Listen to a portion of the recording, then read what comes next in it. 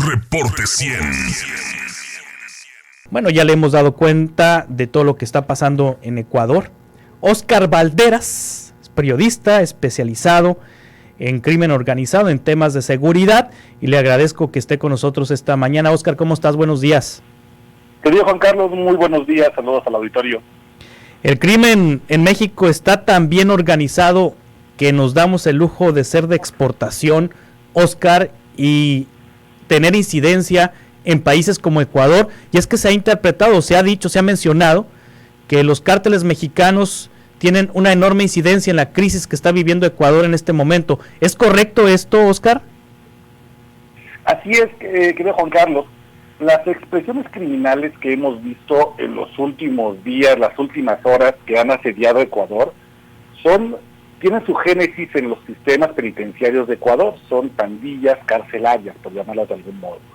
Y estas pandillas han hecho el brinco a transformarse de simples bandas a organizaciones terroristas ya así definidas por el propio Ecuador, por el propio presidente de Ecuador, Daniel Noboa, debido a que se fortalecieron gracias a las alianzas que tejieron con cárteles mexicanos. Los Choneros, por ejemplo, que es una agrupación ahora narcoterrorista, la más importante probablemente en Ecuador, tiene alianzas muy importantes con el cártel de Sinaloa.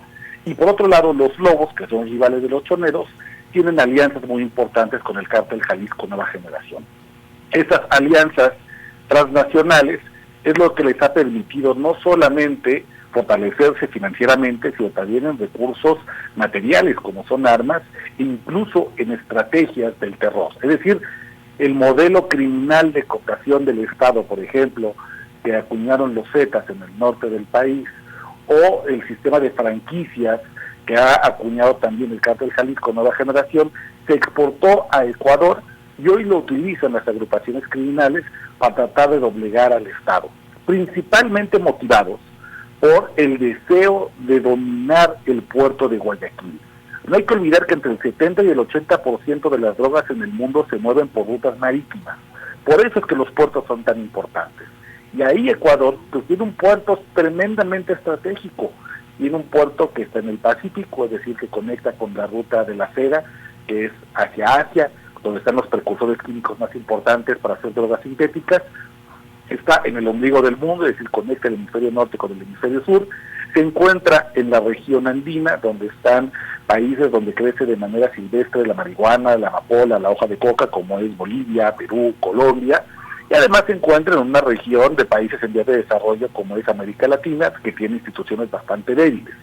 Entonces, todo eso es una especie como de mezcla explosiva que ha llevado lamentablemente a los días de mucha violencia en Acapulco, de los cuales, insisto, México tiene una corresponsabilidad. Sí, Óscar, tenemos nuestras propias tragedias, nuestros propios eventos de gran magnitud, de las masacres que hemos visto, donde personas inocentes mueren, estos ataques, este ataque con drones en el estado de Guerrero recientemente, y que son eventos de alto impacto, pero afortunadamente en México todavía no hemos visto, y da miedo ver lo que ocurrió en Ecuador, cuando el crimen organizado llega a un medio de comunicación en la transmisión en vivo de un noticiero y da una muestra de fuerza, cuando el crimen organizado llega, o estos grupos criminales llegan a una universidad pública y toman por asalto las instalaciones, o cuando llegan a un hospital y toman por asalto al hospital, o cuando atacan al metro de Guayaquil. ¿Estaremos en un nivel así en México en algún momento? Mira, yo creo que sí lo hemos visto, sí. Simplemente que no lo hemos visto como una especie de ataque coordinado y articulado simultáneo. Sí. Pero, por ejemplo, ahora que veíamos estas cosas terribles de cómo criminales tomaron la televisora ATC en Ecuador, pues a mí me recordó, por ejemplo, lo que sucedió en 2010. Tú te has de acordar, un grupo de criminales secuestra a colegas en La Laguna, y quiere obligar a Televisa a transmitir en vivo en el espacio que tenía Denise Merker la posición de este grupo criminal. Sí. Y Denise Merker, nuestra colega, que muchas veces el auditorio la recordará porque fue la conductora del noticiero estelar Televisa El Nocturno, tomó la decisión de no ir al aire y de plano Televisa baja la señal y por unos largos minutos apareció la pantalla en negros, negándose a la solicitud de un grupo criminal que tenía secuestrados a periodistas. Esto ya ocurrió, digamos, a nivel nacional, ya nos pasó en 2010. Sí. Pienso en las imágenes que vimos de alumnos corriendo, tratando de protegerse de un supuesto ataque en la Universidad de Guayaquil, y pienso que eso también lo vimos en 2010, 2011, cuando el campus de Ciudad Victoria fue atacado, y los alumnos de la Universidad Autónoma de Tamaulipas, en la capital, tuvieron que salir corriendo a tratar de resguardarse de una balacera entre el cártel de los Zetas y el cártel del Golfo, que ya para entonces estaban bastante enfrentados. Es decir, estas expresiones sí que las hemos visto, no ha sido un ataque coordinado, eso sí es novedoso, y por eso es que incluso me parece que la respuesta del propio presidente Daniel Noboa es una respuesta inédita. Hoy Ecuador está ensayando un modelo de seguridad pública que no hemos visto, yo te diría que ni siquiera en el país.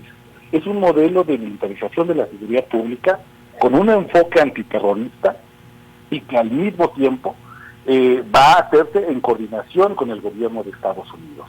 Es muy interesante porque ni siquiera el modelo de Nayib Bukele de mano dura en El Salvador contempla acciones tan radicales en ese sentido, porque incluso el propio presidente Noboa ha hablado de una construcción express de cárceles flotantes, como una especie de barcos prisiones que estarían en las aguas del Ecuador para evitar que la fuga incluso pueda llevarse a cabo. No hay que olvidar que estos ataques violentos han ocurrido a partir de la fuga del Fito. El Fito era el líder máximo de los choneros, algo así como lo que fue en su momento el Chapo Guzmán y el liderazgo que tenía en el cártel de Sinaloa, que se fuga de la cárcel, y entonces su fuga genera una especie de reacomodo en las estructuras criminales que obliga al Estado de Ecuador a decir, vamos a empezar a mudar a los criminales más poderosos, los más violentos, a cárceles de máxima seguridad, porque donde están siguen manejando el negocio de la extorsión, del secuestro, de la violencia, y algunos, los más peligrosos, ya los vamos a extraditar hacia Estados Unidos. Sí. Esto es lo que motiva también la fuga del Fito, la expresión de violencia y esta respuesta tan sui generis de Ecuador. Ecuador se vuelve hoy el laboratorio de las políticas públicas de seguridad más radicales en la región. Y del éxito o el fracaso de estas políticas públicas es que seguramente vendrán liderazgos políticos que quieran proponer mano dura, muy dura en la región, o intenten irse por una vía completamente diferente.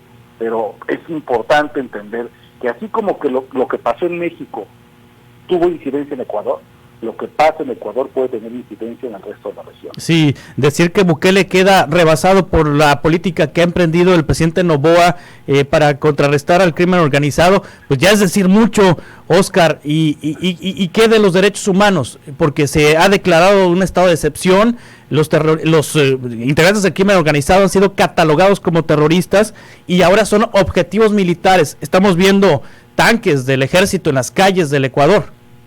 Es correcto, fíjate, la mano dura de Bukele también declara un estado de excepción y ordena a la policía, no así al ejército, las detenciones de los principales cabecillas de las pandillas centroamericanas. En el caso de Daniel Noboa, al declararlos organizaciones terroristas, los convierte inmediatamente en objetivos militares. Y entonces, al ser un objetivo militar, ya no es necesario aprenderlos. Se les puede simplemente asesinar, como si fueran los soldados de un ejército extranjero que está invadiendo suelo soberano. Esta distinción es muy, muy importante, porque insisto, ni siquiera en la mano más dura de Bukele la habíamos encontrado. Y además, la preocupación que tú externas es la misma preocupación que tiene mucha gente en Ecuador. ¿Qué pasa con los derechos humanos? ¿No será que a un problema gravísimo de seguridad pública, de seguridad nacional, se le va a apilar un problema gravísimo de violaciones a derechos humanos? Porque Ecuador hace 7 años era un país pacífico, no tiene la experiencia de violaciones de derechos humanos que sí tienen otros países de Sudamérica, por ejemplo, que han vivido las dictaduras militares, como ha sido el caso de Argentina, el caso de Brasil, el caso de Uruguay. Ni siquiera han tenido la experiencia que tuvo, por ejemplo, Perú con la organización terrorista Sendero Luminoso. En México sí tenemos una experiencia ya de prácticamente 18 años de guerra contra el narco, de qué pasa cuando el problema de seguridad pública se le apilan violaciones de derechos humanos. Sabemos en México, con toda la experiencia que lamentablemente tenemos en este tipo de violencia, que cuando llega el ejército a hacer una ocupación momentánea de un territorio para pacificarlo, vienen, por ejemplo, contra mujeres, niños y adolescentes, casos de violencia sexual. Vienen también contra hombres jóvenes, casos, por ejemplo, de detenciones arbitrarias o ejecuciones extrajudiciales. En el caso de adultos mayores, por ejemplo, vienen despojos de viviendas. Porque el ejército casi por la manera de ser, por la manera en que son adiestrados, tienden a cometer estos abusos, justificando entonces los estados de excepción y la persecución de los objetivos militares. Y cuando hay que llevarlos a tribunales para que respondan por los excesos, entonces es muy complicado juzgarlos porque tienen sus propios fueros y sus propios mecanismos de protegerse entre ellos. Ecuador va a entrar a una etapa muy complicada en la cual va a empezar a ver los desafíos que significa haber dejado crecer a estas pandillas, porque además, déjame comentarte algo, Juan Carlos, este es el mejor ejemplo del crimen organizado. El crimen organizado nunca es un error del sistema, siempre es una creación del sistema. Y el hecho de que estas pandillas hayan florecido dentro de las cárceles, que son instalaciones del Estado que deberían ser de máxima seguridad, hace muy claro este ejemplo. Ecuador se buscó este problema a través de corrupción. Como México se ha buscado el problema gravísimo de violencia de los cárteles, cogobernando con los grupos criminales, permitiéndoles que tengan poder institucional. No es cierto que el crimen organizado florece en la ausencia del Estado. El crimen organizado florece con la presencia del Estado cómplice de los criminales. Óscar Valderas, periodista especializado en temas de seguridad, muchas gracias por tomar esta llamada y por explicarnos lo que está pasando en Ecuador. ¿Cómo te seguimos en redes, Óscar? ¿Y cómo seguimos la cobertura que realizas y los análisis que publicas? Te lo agradezco mucho. En redes sociales me pueden encontrar en Twitter, bueno, ahora ex, en @OscarValmen. Muchas gracias, Óscar. Un abrazo, que tengan muy buen día. Hasta luego. Igualmente. Para ti. Reporte 100.